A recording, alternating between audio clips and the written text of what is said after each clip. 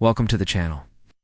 In this series, we are looking at the history and continuing legacy of Native American tribes. In today's episode, we ask who were the Gros Ventre. The Gros Ventre, also known as the Indigenous, are an indigenous tribe with deep roots in North America's history. Their story is one of resilience, cultural richness, and a profound connection to the land. But who were the Gros Ventre, and what is their story? Let's find out.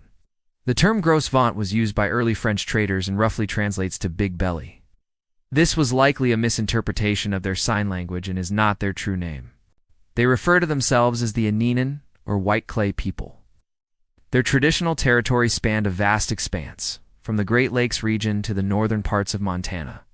Their historical journey began around 3,000 years ago in the western Great Lakes area, where they cultivated maize and lived alongside the ancestors of the Arapaho people.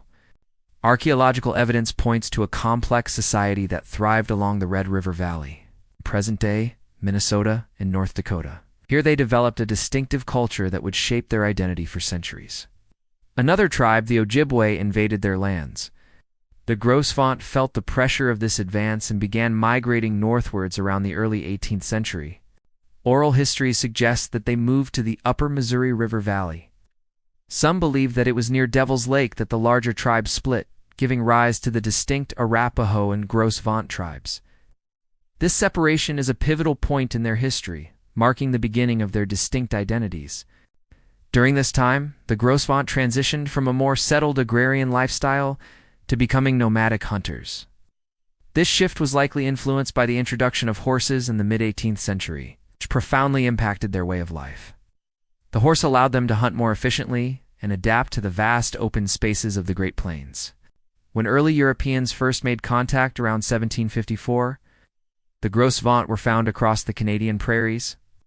Their interactions with European traders were complex, marked by both opportunities for trade and devastating outbreaks of smallpox. These epidemics, brought over by Europeans, had a catastrophic impact on the population. By the mid-1800s, the Gros Ventre had suffered greatly, with their numbers decimated. Despite these challenges, the Gros Ventre continued to forge alliances and maintain their cultural traditions. They were part of the powerful Blackfoot Confederacy, a political and military alliance of several tribes that dominated much of the northern Great Plains. This alliance, however, did not prevent them from engaging in conflicts with other tribes such as the Cree and Assiniboine.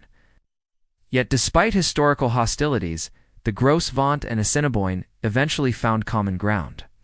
This was largely due to the encroaching presence of the Sioux, which threatened their territories. By the mid-19th century, pressure from the U.S. government was mounting. Treaties were signed that established common hunting grounds for the Gros Ventre and other tribes. But these agreements did not halt the relentless westward expansion of the United States.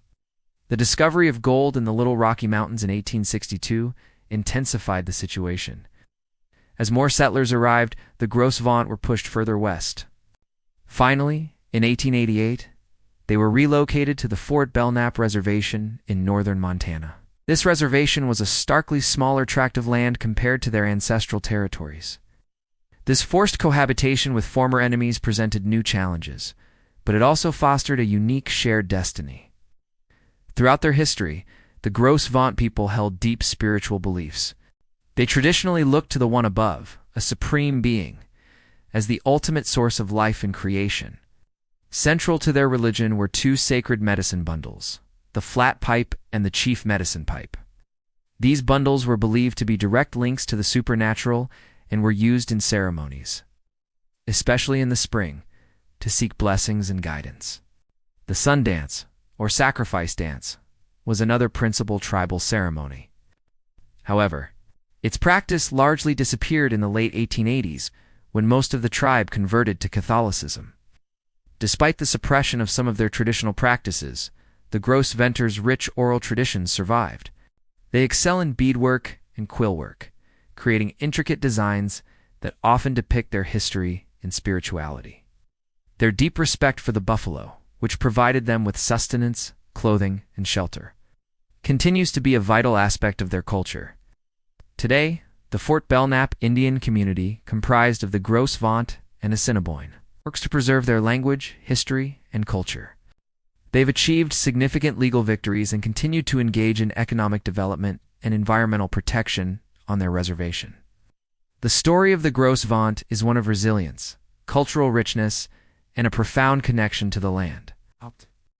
If you enjoyed learning about the Gros Ventre tribe, don't forget to stay tuned for more videos. We bring you the most amazing stories from Native American history every week. Please subscribe so you won't miss any of our new videos. Thanks for watching.